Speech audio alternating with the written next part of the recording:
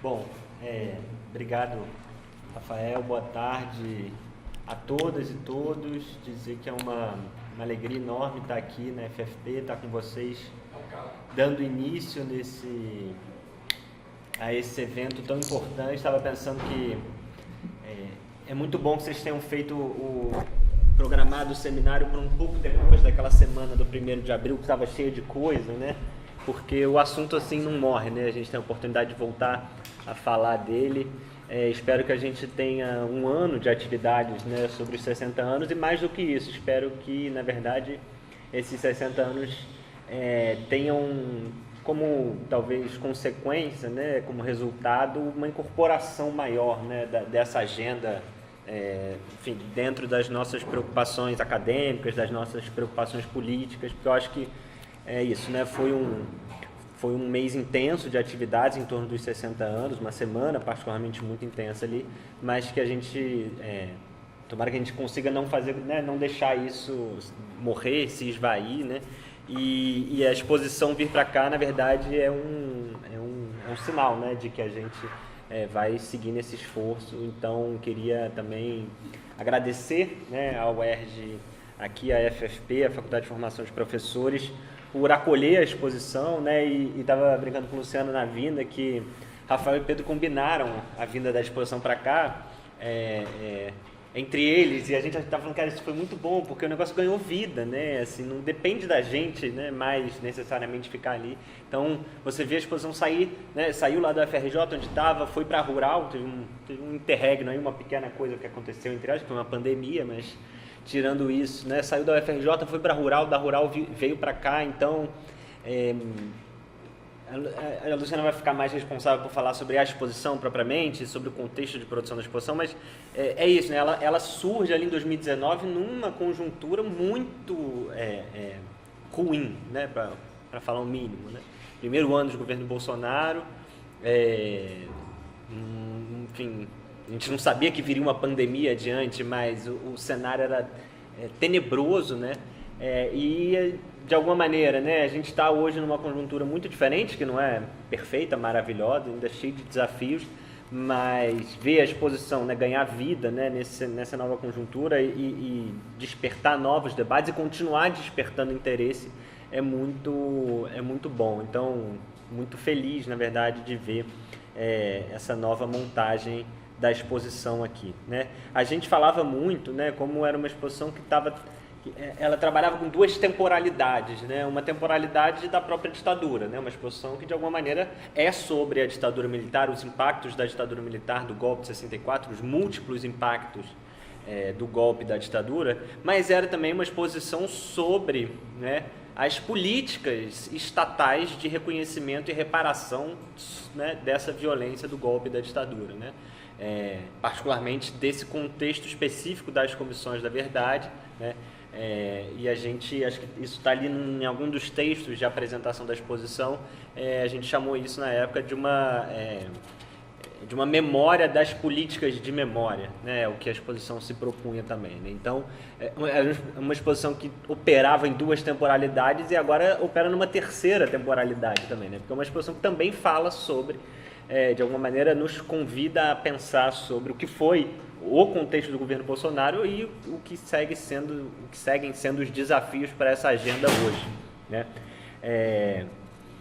Então, isso era um rápido comentário, mas como falei, Luciana vai voltar um pouco mais à exposição propriamente. Eu queria, na verdade, aqui nessa fala inicial, só recuperar um pouco do que foi essa experiência das comissões da verdade, né? Porque esse ano marca 10 anos da entrega do relatório final da Comissão Nacional da Verdade também. Isso é um pouco assustador do ponto de vista da passagem do tempo para nós que estivemos de alguma maneira envolvidos naquela construção, né? Porque são 10 anos que parece que foi ontem, mas ao mesmo tempo parece que foi uma era geológica atrás, então é tudo muito confuso de um ponto de vista temporal, né? Mas 10 anos que nos convidam também a pensar sobre o que foi esse momento de trabalho dessa Comissão Nacional da Verdade e que teve como uma, né, das suas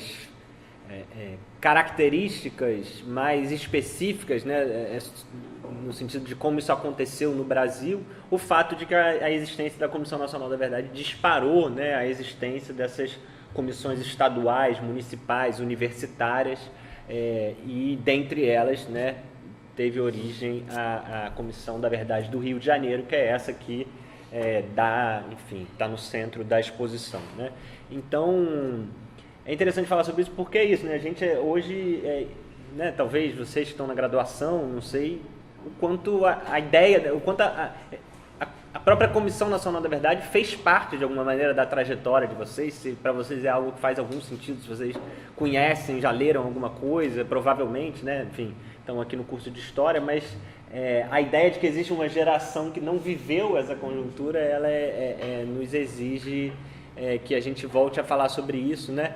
E é óbvio que discutir comissões da verdade a gente pode fazer de vários pontos de vista, né? A gente pode fazer talvez aquele ponto de vista mais usual, que é pensar essas comissões de um ponto de vista que eu vou chamar de jurídico institucional, ou seja, o que a lei determinava e o que ela fez diante dessa lei que a criava, né? Então a comissão é criada ali, foi pela Lei 2.528 de 2011, respondendo, né, a uma conjuntura muito específica de debates sobre a ditadura militar brasileira que vinha crescendo no final ali da primeira década dos anos 2000, né? Então, particularmente, o Brasil tinha acabado de ser condenado na Corte Interamericana de Direitos Humanos, tinha acontecido uma Conferência Nacional de Direitos Humanos que pela primeira vez pautou essa agenda, né, de memória e verdade num plano nacional de direitos humanos, né, dentro desse plano que foi o PNDH3, que à época foi o centro de algumas polêmicas públicas muito importantes, e a Comissão da Verdade estava no centro disso,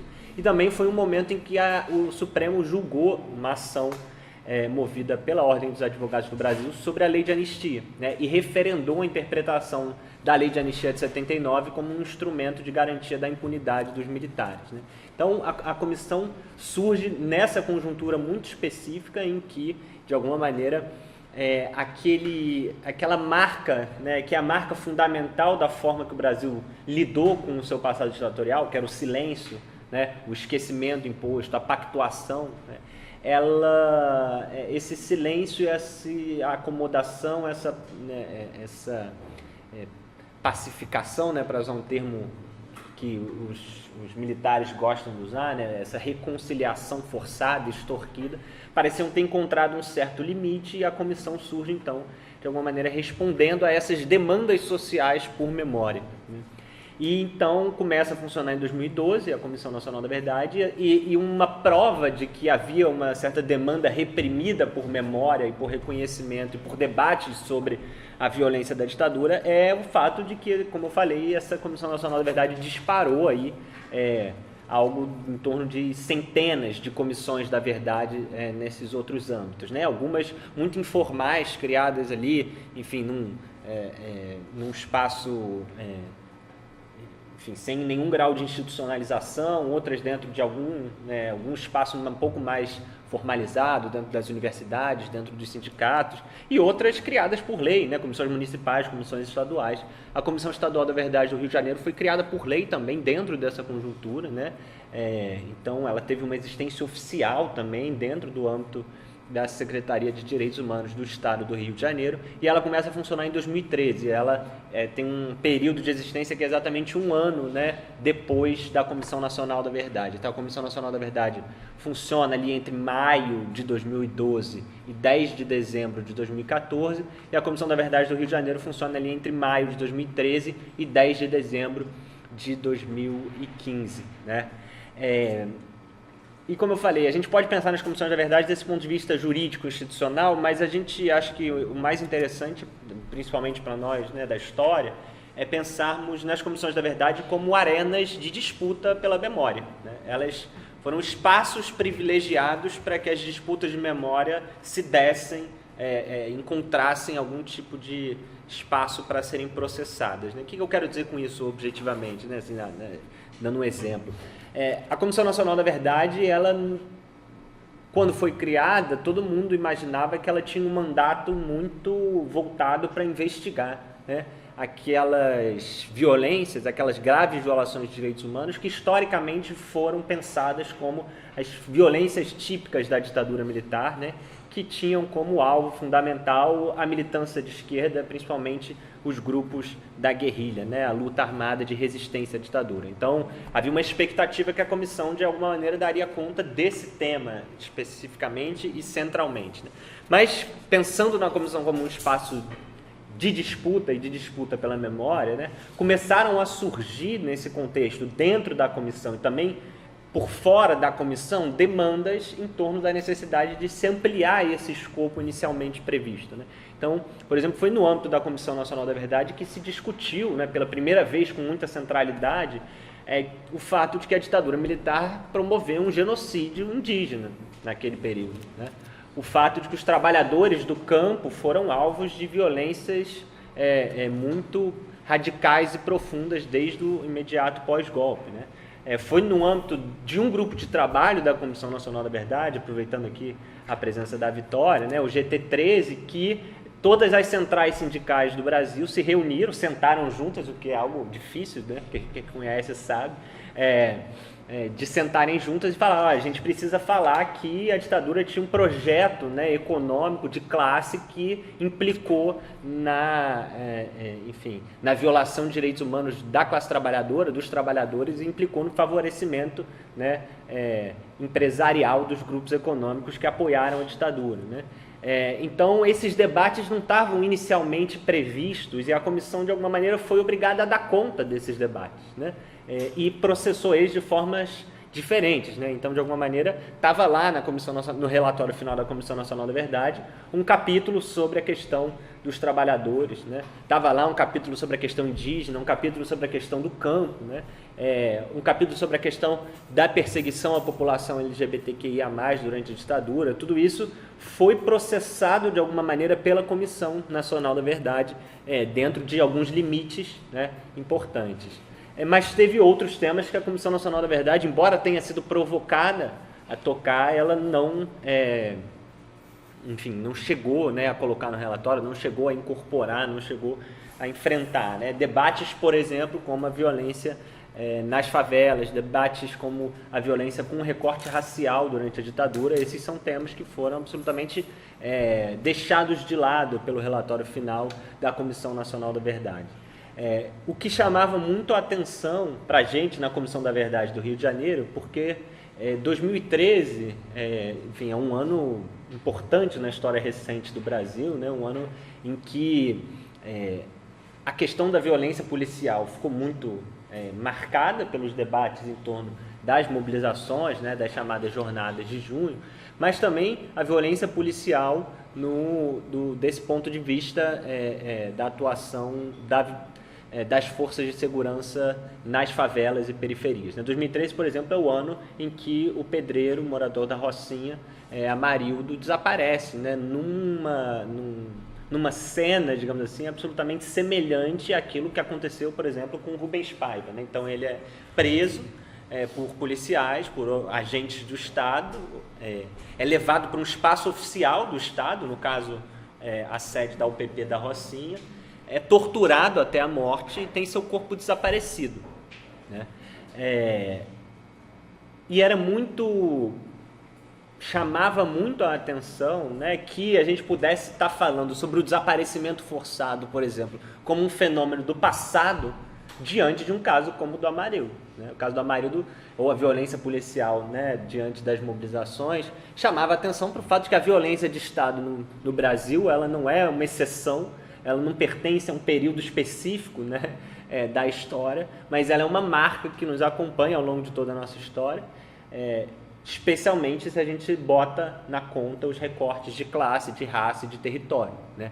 Então, diante dessa convicção, né, de que era impossível falar sobre violações de direitos humanos como algo que tinha ficado no passado, né, que a Comissão da Verdade do Rio de Janeiro deu muita centralidade, tentou dar muita centralidade exatamente a reflexão sobre como conectar essa violência do passado e as violências do presente, né? E isso passava também por tentar dar algum tipo de importância maior do que a Comissão Nacional da Verdade foi capaz de dar a essas agendas das violações de direitos humanos com recorte de classe, de raça e de território. Então, a comissão vai se debruçar duas pesquisas importantes sobre a violência nas favelas do Rio de Janeiro e sobre a violência contra a população negra do Rio de Janeiro, né? E vai produzir ali 2 capítulos no relatório, que eu acho que está lá, né?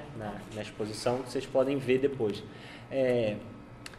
Isso não foi só no âmbito da Comissão da Verdade do Rio de Janeiro, a Comissão da Verdade de São Paulo, por exemplo, também tem um capítulo muito importante sobre feito a partir do recorte racial, né? E tampouco isso foi algo consensual dentro da Comissão da Verdade do Rio de Janeiro, né? Pelo contrário, né? A nossa agenda inicial de pesquisa também não contemplava esses temas, pelo contrário. A gente só consegue acumular forças dentro da comissão para pautar esses debates depois que a Comissão Nacional da Verdade entrega seu relatório e é muito criticada exatamente pelos seus silêncios, pelas ausências que aquele relatório deixava evidentes, né? Então, é um pouco nessa conjuntura, né, de debates que estão avançando pelas mãos dos próprios movimentos sociais, pelas mãos, ainda que de forma muito minoritária, pela academia, né? Que vem também uma pressão de fora das comissões e faz com que essas agendas adentrem esses espaços institucionais e sejam tratadas. Isso aconteceu também lá na Comissão da Verdade do Rio de Janeiro, produzindo um resultado final que, e aí é isso que é interessante pensar nas várias temporalidades dessa exposição, né? Um resultado final que eu acho que hoje, aos olhos de hoje, precisa ser retomado, né? Então, daí a importância da gente fazer essa exposição, manter essa exposição viva, né? Porque esses capítulos desse relatório são muito limitados, né? São muito pouco perto do que essas agendas demandam da gente do ponto de vista de investigação, do ponto de vista de pesquisa, né? De levantamento de dados, de coleta de testemunhos, de análise de documentação. São muito pouco também perto do que é necessário do ponto de vista do reconhecimento estatal sobre essas violências e da possibilidade de reparação a essas violências, né? Mas, ao mesmo tempo, se você para colocar esse relatório, né, dentro de um olhar histórico, né, dentro de uma perspectiva do que veio antes, né, ali há uma contribuição importante, eu acho, né? Então, pensar, né, também nesse relatório, né, e nesse trabalho como algo que, enfim, teve um momento, foi produzido em um momento da história, né, e precisa ser olhado dessa perspectiva, é muito interessante. Então, acho que hoje, 10 anos depois, né, quando a gente pega, por exemplo, todos os seminários dos 60 anos do golpe e compara com os seminários dos 50 anos do golpe, é evidente que essas agendas hoje ocupam um lugar que não ocuparam há 10 anos atrás, né? Então, é isso, o debate da ditadura a partir da lente do racismo, a partir da lente dos territórios periféricos e favelados, a partir da lente de gênero, da questão LGBTQIA+, da questão de classe, né? Embora, enfim, esse seja um tema original do debate sobre a ditadura, que foi escondido, mas hoje retoma numa outra chave, num outro olhar, né? Tudo isso está aí, né? Estava conversando com a Luciana Navina como alguns dos historiadores mais consolidados desse tema, que há 10 anos atrás, né, estavam dentro, talvez, do grupo dos que tinham resistência de falar, olha, a ditadura tinha um projeto de classe, né? Hoje um pouco se veem obrigados a aceitar que, de fato, essas agendas que foram colocadas há 10 anos atrás, elas adentraram o debate, né, e hoje são parte fundamental das discussões historiográficas sobre a ditadura, né? Então, isso num ponto de vista acadêmico, historiográfico. E também no ponto de vista político, né? Se a gente olha o que é o debate sobre a ditadura hoje, apesar de todas as limitações, apesar dos retrocessos do governo Bolsonaro, apesar das dificuldades que a gente está no governo Lula com relação a essa agenda, né, existe também uma percepção muito evidente de que a agenda não pode ser tratada como era tratada 10 anos atrás, né? Talvez o exemplo maior disso, provavelmente todos vocês viram, que no dia 2 de abril a comissão de anistia, né, que havia sido praticamente extinta pelo Bolsonaro, ela foi reconstituída e pela primeira vez ela fez o reconhecimento estatal daquilo que está sendo chamado, né, dos pedidos de anistia coletiva, né? Então a Comissão de Anistia reconhece que o Estado brasileiro violou os direitos desse sujeito coletivo que eram as etnias Krenak, Guarani e Kaiowá, e faz um processo ali de pedido de desculpa como uma reparação simbólica a essa violência. Muito pouco perto do que precisa ser feito, né? É evidente que é muito pouco perto do que é necessário ser feito, mas é isso, né? O debate avança e retrocede dentro também dos marcos do que é possível, especialmente nessa arena política, né? Então, a Comissão de Anistia hoje, por exemplo, ela provavelmente vai hoje, né, em breve, o próximo pedido de anistia coletiva que a Comissão de Anistia vai julgar é um pedido elaborado pela Federação das Associações de Favelas do Rio de Janeiro, né? Pedido que demanda que a comissão reconheça que a ditadura violou os direitos dos moradores de favelas do Estado do Rio de Janeiro de forma coletiva, né?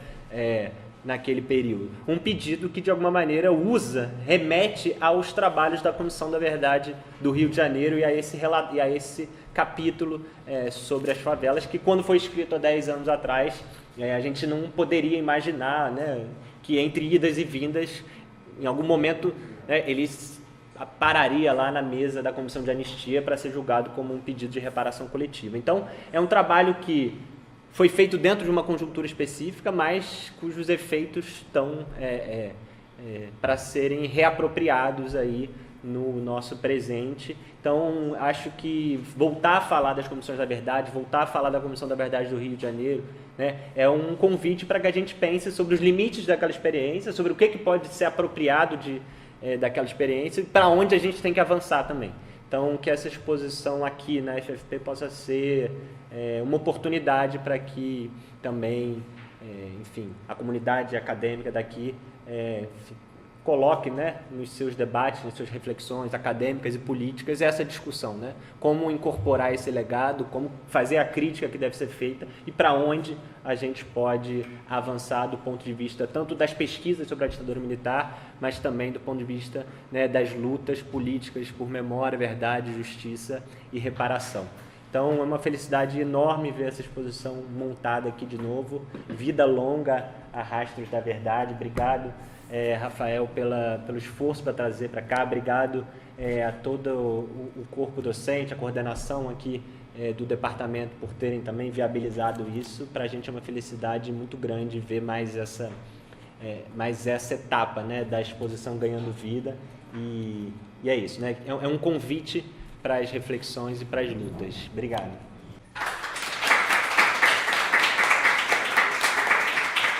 Muito obrigado, Lucas. Nós que agradecemos. Boa tarde, todos. Obrigada, Rafael. Obrigada, Lucas, por essa introdução que colocou a gente já dentro do assunto, né? Dentro do tema mais grave que ronda aqui, não só a exposição que a gente vai visitar agora. Vou ser muito breve, vou contar para vocês um pouquinho de como foi esse processo, mas a gravidade do presente que mostra que o jogo não está ganho, né? A gente acredita que essa página está virada, mas essa página ela é constantemente reescrita, né? Reescrita e a gente não tem como deixar de falar desse tema que se atualiza a cada vez que a gente se reúne para falar sobre as violações de direitos humanos que seguem se repetindo. Então, quando a gente fala do lembrar para que não se repita, tem aí como eu posso dizer, tem uma ingenuidade nossa, né? Vamos lembrar para não repetir. É só olhar em volta e perceber essa continuidade, como ela... E aí, por isso o livro, né? Eu trouxe o livro também do Lucas, né? Essa ideia ainda da incompletude desse processo de retomada de um projeto de democracia. Então, essa democracia inacabada, essa transição inacabada, essa democracia em construção, ela ainda é um tema que força a gente a seguir falando de 64 e a exposição ela é uma maneira que a gente encontrou de comunicar a pertinência, a necessidade desse projeto que foram as comissões da verdade, num tempo em que vocês esse vocês lembram bem, vocês podem não lembrar das comissões, mas vocês lembram bem do governo passado, né? E da dificuldade que a gente tinha de tocar nesse assunto. É só lembrar que foram 4 anos em que o Enem não cobriu o tema do golpe da ditadura. Esse tema desapareceu, né? E nesse período, o Lucas e a Virna, que era a coordenadora, foi a secretária executiva da Comissão Estadual da Verdade, e depois a coordenadora dentro da Secretaria de Direitos Humanos dessa pauta no governo do estado, começaram a sofrer uma série de dificuldades de seguir tocando a agenda da Comissão Estadual do Rio. E nesse momento é que eles se aproximaram do Colégio Brasileiro de Altos Estudos, da UFRJ, onde eu trabalhava, né? Trabalho ainda, mas é que houve um deslocamento ali para a Comissão da Memória da UFRJ nesse meio tempo.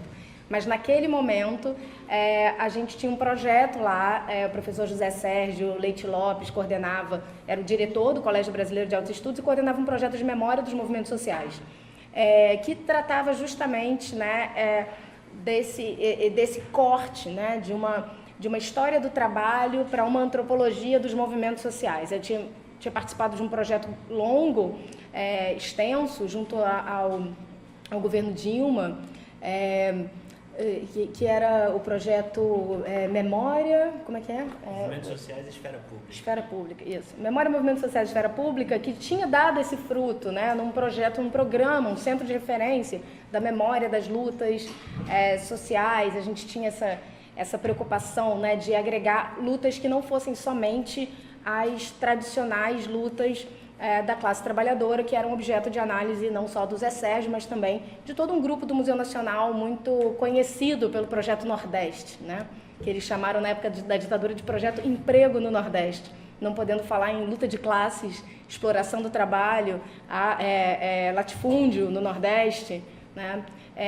Perseguição, morte, desaparecimento e repressão no campo, o vocabulário limitado ali dos 70 e 80 ainda. O Projeto Emprego no Nordeste deixou esse braço, né, na trajetória do Museu Nacional, no Departamento de Antropologia do Museu Nacional da UFRJ, e quando eu comecei a trabalhar com o José Sérgio nessa temática, né, a gente, aos poucos, percebeu que o vocabulário e que as lutas sociais podiam se aproximar, né, nessa maneira de contar a história. Não era só a luta dos trabalhadores, não era uma luta isolada, né? A gente tinha uma série de semelhanças. Então, esse projeto Movimentos Sociais de Esfera Pública faz muito isso, essa ponte entre diferentes movimentos. Tem lá os indígenas, os camponeses, as mulheres, as lutas que naquele momento buscavam representação nos conselhos de um Estado que queria construir uma ideia de democracia mais inclusiva e participativa. Então, esse projeto foi fundamental para entender por que ali a Comissão Estadual da Verdade, no momento de dissolução, né, era o governo qual era o... Pezão. No governo do Pezão, depois do Cabral, no governo Pezão, esses dois perdidos, né, Virna e Lucas, foram aparecer lá numa reunião com a Nadine Borges, que tinha sido a presidenta da Comissão Estadual da Verdade e que estava ocupando um cargo de assessoria na reitoria da UFRJ. E via Nadine, a gente se aproximou. E depois chegou mais um elemento aí dos saltimbancos, o Felipe Magaldi, também do Museu Nacional, e que estava fazendo um pós-doc em Córdoba com Ludmila Catella. E Felipe se aproximou da gente com uma proposta de um edital para participar de um seminário no Centro Hélio de Sica e que tinha que ter uma exposição de arte. Eu diria que essa exposição nasce da exposição do Felipe, né? A exposição que o Felipe botou a gente para pensar juntos, né? E nesse meio tempo ali no meu trabalho cotidiano de como fazer para movimentos sociais se tornarem interessantes, né? Para um público mais amplo, eu coloquei essa ideia de exposição em uns 2 ou 3 editais de captação de recursos. A gente fez um projeto, disfarçando também o nome, chamando o projeto Arquivos, Memórias, Movimentos, né? Não falava nada de ditadura, era 2018, né? Não estava bom, Temer tinha acabado com essa agenda, a comissão tinha entregado o relatório e depois todo mundo que participou da comissão começou a ser, de certa maneira,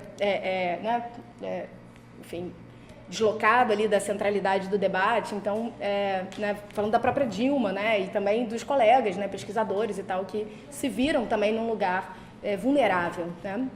Então a gente conseguiu, né, recursos.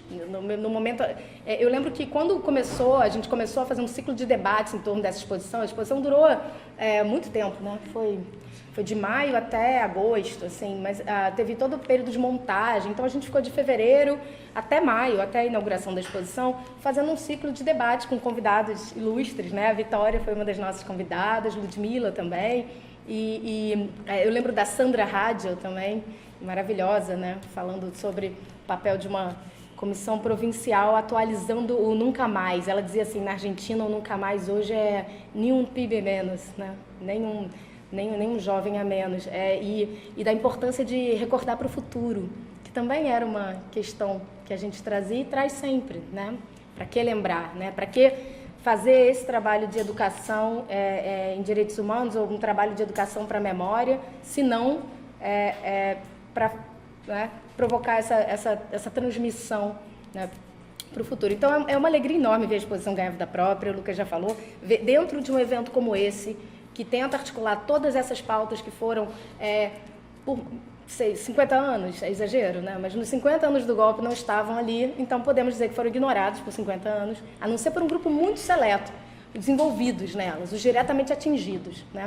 O povo Krenak não esqueceu a ditadura e o reformatório Krenak, né? A população negra e moradora de favelas não esqueceu a remoção. Então, falar que houve um esquecimento seletivo, esquecimento por parte do Estado, esquecimento pelas políticas públicas de reparação, esquecimento de uma classe média branca distante dessa realidade outra, mas os movimentos nunca esqueceram. E aí, quem trabalhava um pouco nesse grupo, né, muito próximo dos movimentos sociais, toda essa equipe dos projetos ali que a gente conhecia, tinha essa visão de que as lutas por memória eram esse tipo de luta também, né? Em que fazer a memória das lutas por memória, a memória das políticas de memória, também era falar de movimento social. Porque havia também um movimento de mães, né, como na Argentina, havia também um movimento de filhos e netos, havia também um movimento de atingidos que seguia lembrando, né, da ditadura em outros espaços, né, inclusive os mais frequentados, mas que não eram o foco, engraçado, das políticas até ali. Então foi interessante ver como a gente conseguiu encontrar ali uma série de temas em comum que depois a gente continuou num trabalho de divulgação, até trouxe, a gente fez uns videozinhos, né, pensando muito em como seguir, a partir da exposição, como seguir tematizando essas pautas mais incomuns em relação à ditadura, numa linguagem que pudesse ser acessível, porque a exposição mostrou, sobretudo as visitações de escola, e aí eu falo para vocês aqui que vão fazer monitoria e visita de escola, a exposição mostrou o acerto dessas escolhas mais simples, as mais singelas, aquilo que você fala, mas gente, o documento da censura, isso é domínio público, isso aí, essa pasta de arquivos censurados, né? Eu estou fazendo aqui o advogado do diabo, né? Haters gonna hate. Mas isso todo mundo conhece. Mas o impacto disso no estudante que não conhece, que não sabe que Acabou Chorare é uma música que foi censurada pelo seu teor libidinoso, quando fala de bule de café, né? E outras brincadeiras linguísticas.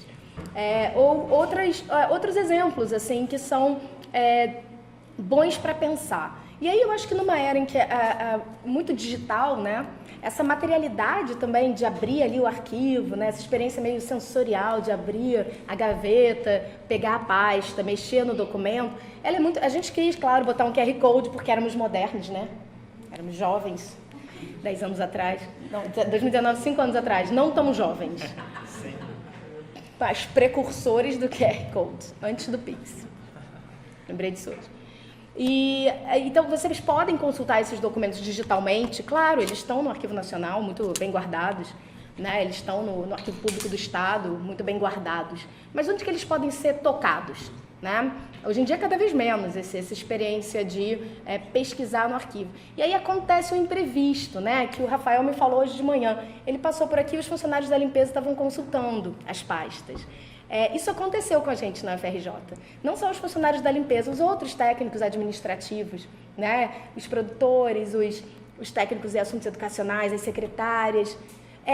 O documento fica acessível para quem não é historiador, para quem não está fazendo pesquisa, ele vai fazer tese sobre isso, né? Quem vai fazer tese sobre isso fica pregando também para convertidos. A gente fala muito para quem conhece o tema.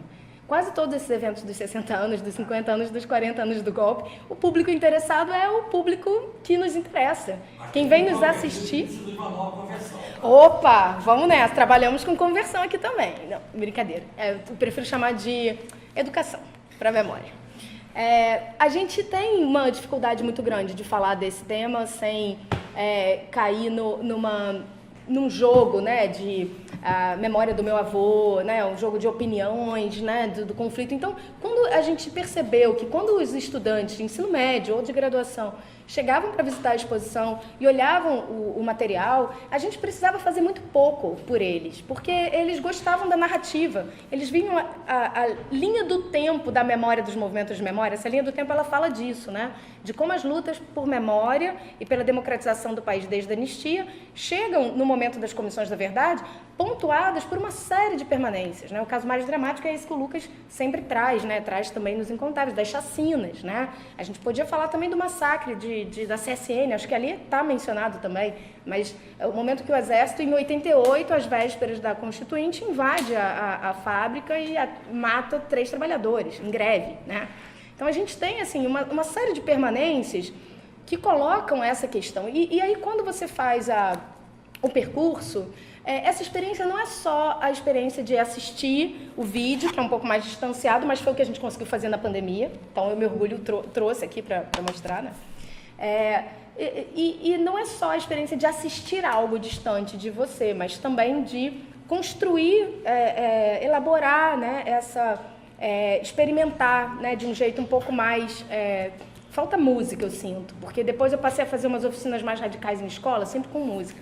E aí eu acho que vai ficar difícil de fazer isso aqui, porque vai perturbar os que estiverem tentando ter aula.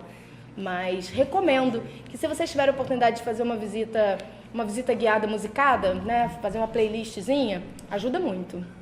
É muito interessante, até para criar as pausas de fala.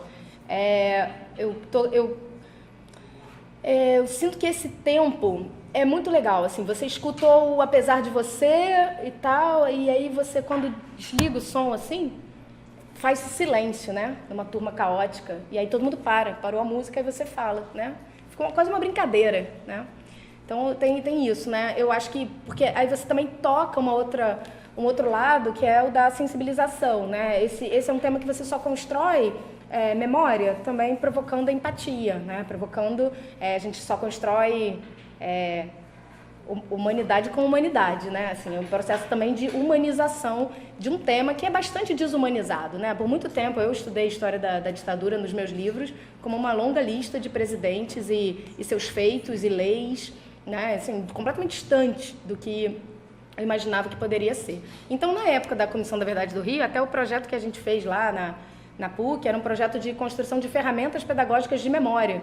Eu lembro que eu participei desse projeto, falei algumas vezes com a comissão, né?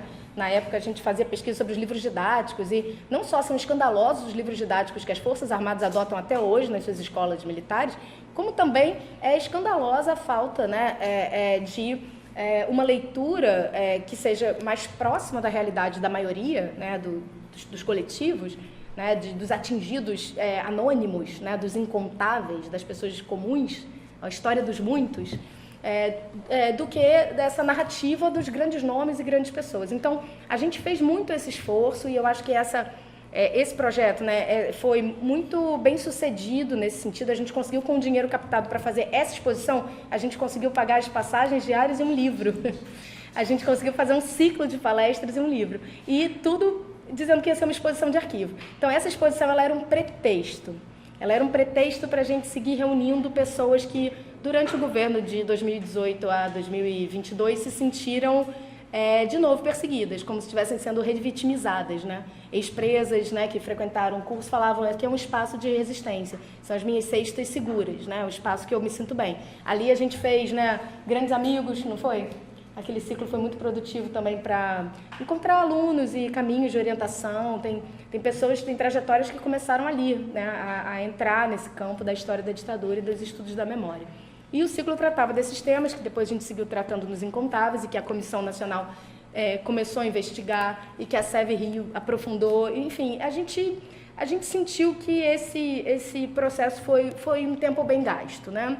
Um tempo que a gente podia estar praguejando contra a escuridão, mas a gente resolveu acender uma velazinha. Então, querem ir lá ver a exposição? A exposição que foi o motivo da nossa arrecadação de verba. Querem saber os valores arrecadados? A gente não gastou nem 1/3 do valor que a gente arrecadou com a exposição. A exposição ela é barata de montar, né? Ela é fácil de reproduzir. A gente fala muito do Benjamin do perigo, né? E do Benjamin da história. E a gente esquece da reprodutibilidade técnica. Eu gosto cada vez mais dessas coisas que a gente pode montar em série. Ela é também um convite para vocês, professores em formação, fazerem isso, né? Transformarem um pouco, às vezes, a experiência da sala de aula em algo mais sensível, né? E tátil, enfim, de volta ao analógico, quando os tempos são sombrios no digital também. É isso, gente, vamos lá.